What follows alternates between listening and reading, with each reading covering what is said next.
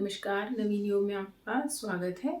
आज हम हठ प्रतिपिका के उपदेश 2 का हम अध्ययन करने जा रहे हैं। उपदेश 1 में हम 15 आसनों को जाना, समझा, उनके लाभ का हमने उस पर चर्चा की। अब हम उपदेश 2 पर जाते हैं। चूँकि ये चतुरांग है, इसमें 4 अंग महत्वपूर्ण हैं, आसन, प्राणायाम, मुद्रा और नादानुसंधान। तो उसका जो द्वितीय है उपदेश वह है प्राणायाम पर स्थित है। और ऐसा कहा है कि आसन के सिद्ध होने पर जब इंद्रियां भी निर्मित हो जाए, मिताहारी व्यक्ति हो जाए, परिमित आहार उसका होने लगे, तब धीरे धीरे वह वायु का निरोध करे, अर्थात धीरे धीरे वह प्राणायाम की ओर बढ़े, दूसरे अंग की तरफ जाए, जो कि महत्वपूर्ण है। अगला सूत्र बताया गया है कि चले वातम चले चित्तम निश्चले निश्चलम भवेत्। मतलब जो वायु शरीर में अगर चलायमान है तो चित्त भी चलायमान है, वायु अगर चंचल है तो चित्त भी चंचल है। योगी स्थाणुना आपनोति ततो वायु निरोधी। अच्छा, अर्थात वायु के स्थिर होने पर, अगर देह में वायु स्थित हो जाए तो हमारा जो चित्त है वह भी स्थिर होने लगता है, तब आप प्राणायाम का अभ्यास करें, ऐसा वर्णित है। इसमें 8 कुंभकों की 8 प्राणायाम की चर्चा की गई है, लेकिन उससे पहले यह जोर दिया गया है कि जो देह में नाड़ियां हैं वह शुद्ध होनी चाहिए, शोधन होना चाहिए, उसके बाद ही आप वायु का निरोध करें या प्राणायाम का अभ्यास करें। तो उससे पहले उन्होंने अनुलोम विलोम प्राणायाम पर चर्चा की है। स्वामी स्वात्माराम ने इस प्राणायाम को अनुलोम विलोम तो नहीं कहा है, लेकिन दूसरे लेखकों ने इसका नाम अनुलोम विलोम रखा है। इसमें इस विधि को कैसे करना है कि आपको पद्मासन में बैठना है और लेफ्ट नॉस्ट्रल से चंद्र स्वर से प्राण को भरना है, श्वास लेना है, होल्ड करना है, कुंभक करना है, फिर धीरे धीरे ही इसको एक्सेल करना है सूर्य नाड़ी से। फिर से सूर्य नाड़ी से श्वास लेना है, होल्ड करना है और चंद्र नाड़ी से श्वास को छोड़ना है। जैसे हम अनुलोम विलोम में प्रोसेस ये करते हैं वैसा प्रयास करना है, लेकिन श्वास और प्रश्वास एकदम धीरे धीरे हमको करना है।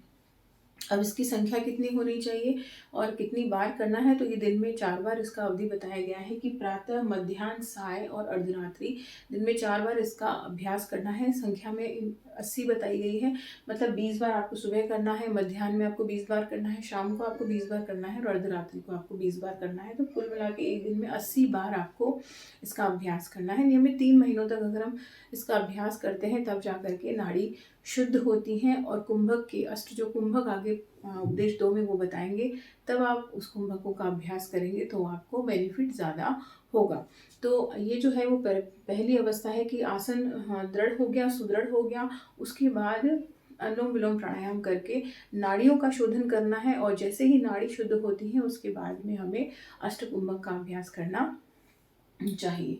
और जब भी नाड़ी शोधन होगा तो इसकी जो प्रथम स्थिति है, धीरे धीरे हमारे देह से पसीना आने लगेगा, ये इसकी स्थिति है। इससे अच्छी स्थिति है कि कंपन महसूस होगा, हमको शरीर में वाइब्रेशंस महसूस होंगे।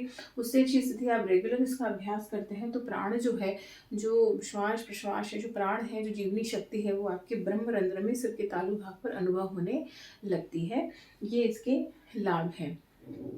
और आगे बताया गया कि जिस प्रकार शेर, बाघ जो हिंसक पशु हैं धीरे धीरे वश में लाए जाते हैं, उसी प्रकार यह जो प्राण है वह भी धीरे धीरे ही वश में लाया जाए तो सही है। अदरवाइज अगर गलत तरीके से हमने अगर प्राणायाम का अभ्यास किया तो हमारे देह पर उसका गलत इफेक्ट हो जाएगा, उसका अलग इफेक्ट हो जाएगा।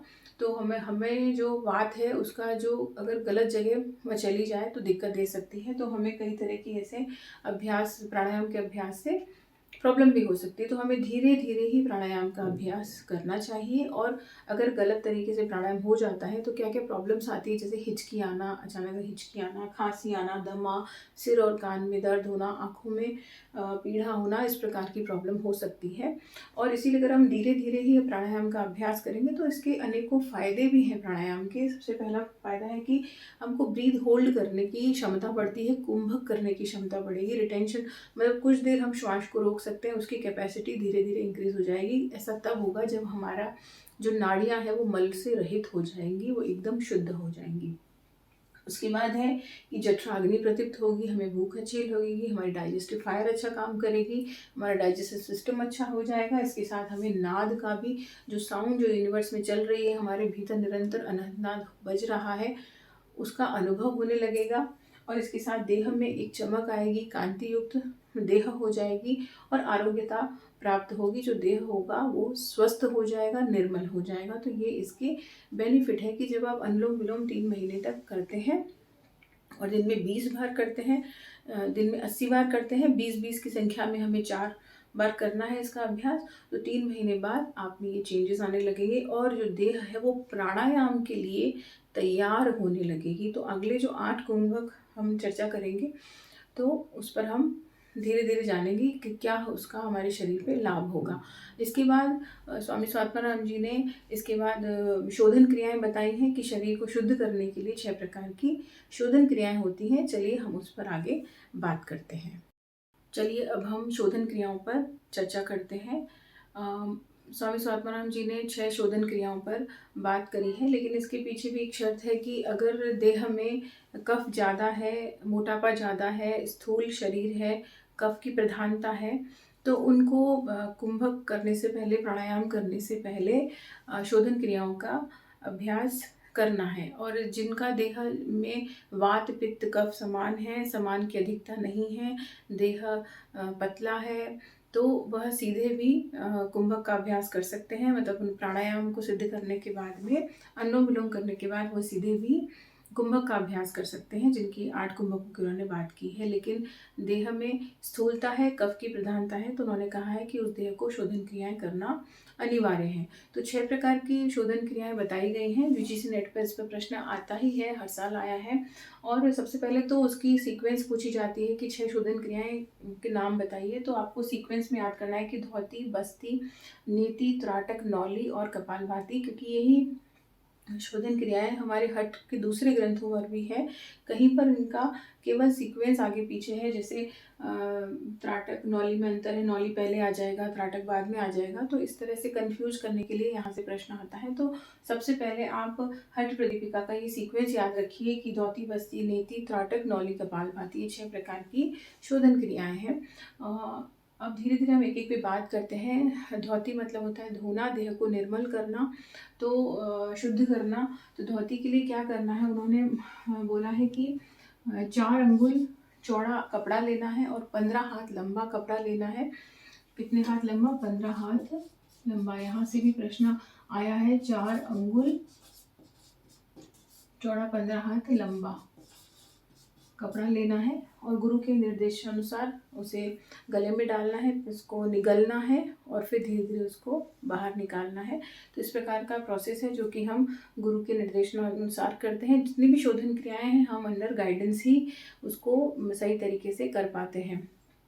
तो धौती क्रिया में 4 अंगुल चौड़ा लेना है, 15 हाथ लंबा कपड़ा लेना है, पानी में भिगो कर रखते हैं उसको, धीरे धीरे उसको निगलते हैं और धीरे धीरे उसको बाहर निकालते हैं। इससे क्या फ़ायदा होता है कि एक तो हृदय तक की जितना भी शोधन है, गले का भी शुद्ध हो जाता है, जितना भी देह में कफ है वो दूर हो जाता है। इसका बेनिफिट है कि खांसी, दमा, तिल्ली, जलोदर, खांसी, दमा, तिल्ली, कुष्ठ रोग तथा 20 प्रकार के कफ रोग जितने भी होते हैं वह दूर हो जाते हैं। इतना इसका लाभ मिलता है इसको करने से।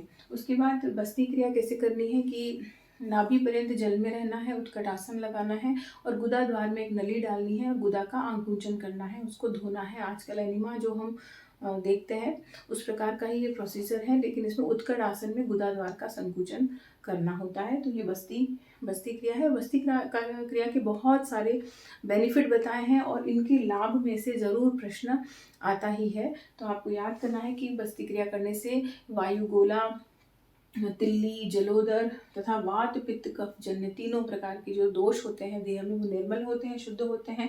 ऊपर आपको याद रखना है जो धौती क्रिया थी उसमें 20 प्रकार के कफ दोष दूर हो रहे थे, लेकिन बस्ती क्रिया से वात पित्त कफ जन्य रोग दूर होते हैं। इसके साथ ही धातु इंद्रियां निर्मल होती हैं और अंतःकरण प्रसन्न होता है।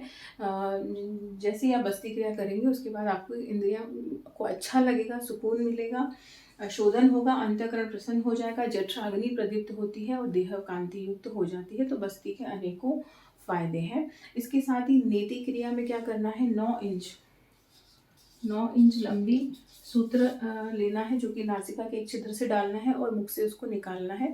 इस प्रकार से उसका शोधन करना है, ट्रैक को शुद्ध करना है। सूत्र नेति इसमें वर्णित है, हठ प्रदीपिका सूत्र नेति को बताया गया है। 9 इंच लंबी सूत्र नेति लेनी है और इसका बेनिफिट क्या है कि मस्तिष्क को ये शुद्ध करता है और दिव्य दृष्टि देता है। स्कंध के ऊपर वाले जो भी कंधे हैं उसके ऊपर की ENT, आँख, नाक, कान संबंधी जो भी रोग हैं उसको वो दूर करने में सहायक होती है नेति क्रिया, मस्तिष्क को ठंडक देती है।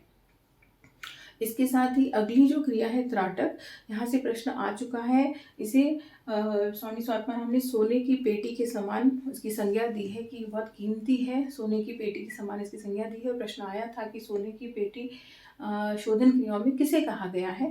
तो ऑप्शन में बस्ती, धौती, त्राटक, कपालभाति ये सब थे और आंसर था इसका त्राटक। त्राटक को सोने की पेटी की संज्ञा दी गई है। तो इस यहाँ से प्रश्न आ चुका है। तो जैसी किसी भी शोधन क्रिया को किसी और नाम से जाना गया है या उसको संज्ञा दी गई है तो वो आप जरूर याद रखें। और इससे क्या होता है, जब आप त्राटक करें तो किसी भी सूक्ष्म लक्षण की तरफ एकाग्र होकर आपको देखना होता है और पलकें नहीं झपकाते हैं। जब तक आंसू ना आ जाए तब तक आप उस लक्ष्य को देखते रहें। इससे क्या होगा, आंखें आपकी शुद्ध हो जाएगी, नेत्र शुद्ध हो जाएंगे, नेत्र संबंधी रोग दूर होंगे, तंद्रा की अवस्थाएं दूर होंगी। तो इसके बहुत सारे बेनिफिट है त्राटक के, और इसे सोने की पेटी की तरह इसकी संज्ञा दी गई है। इसके साथ नौली क्रिया, पेट को दाएं से बाएं, बाएं से दाएं भ्रमर की तरह घुमाना, उसे नौली क्रिया कहा गया है। और इसमें ये भी लिखा गया है कि हठ क्रियाओं में जितनी भी 6 हठ क्रियाएं हैं उनमें सबसे श्रेष्ठ इसको माना गया है। तो हठ क्रियाओं में श्रेष्ठ अगर वर्ड आ जाता है तो उसका आंसर होगा नौली। और सोने की पेटी किसे कहा गया है, उसका आंसर हो जाएगा त्राटक। तो अब नौली के क्या फायदे हैं, क्योंकि पेट से जुड़ा हुआ है, उदर से जुड़ा हुआ है, भ्रमर की तरह घुमाना है, तो उससे आपको जठरा अग्नि जो है वो प्रदीप्त होती है। और इसके बाद अंतिम जो शोधन क्रियाएं हैं वह है कपालभाति। इसमें लोहार की धोखनी के समान रेचक पूरक करना है। तेजी से श्वास लेना है, तेजी से श्वास छोड़ना है, तेजी से श्वास लेना है और छोड़ना है। इसमें स्पीड बनाए रखनी है, उसको उन्होंने कपालभाति की संज्ञा दी गई है। और इससे भी कफ रोग दूर होते हैं। तो ये जो शोधन क्रिया है नियमित इसका अभ्यास करने से देह में कफ रोग दूर होते हैं, शरीर शुद्ध होता है, निर्मल होता है, पवित्र होता है, और जो वजन है वो कम होता है। और इसकी सहायता से फिर अगला जो उन्होंने बोला गया है कि तब देह निर्मल हो जाती है और कुंभक के लिए वो शरीर जो है वो तैयार हो जाता है। लेकिन हठ प्रदीपिका में जोर नहीं दिया है शोधन क्रियाओं फिर ही करना ही है, लेकिन घेरण संहिता जो कि एक और हठ ग्रंथ है उसमें इसको पहला अंग माना है कि बिना शोधन क्रिया के हमको अगले अंगों पर नहीं बात करनी है। तो उन्होंने बहुत जोर दिया है इस पर। लेकिन उन्होंने ये कंडीशन डाली है स्वामी स्वात्माराम ने कि जब देह में स्थूलता ज़्यादा हो और कफ प्रदान हो वही लोग इसका अभ्यास करें, नहीं तो फिर नाड़ी शोधन के बाद भी सीधा कुंभक का अभ्यास कर सकते हैं। इस वीडियो में इतना ही, आगे हम अष्टकुंभकों पर बात करेंगे। तब तक के लिए नमस्कार, धन्यवाद।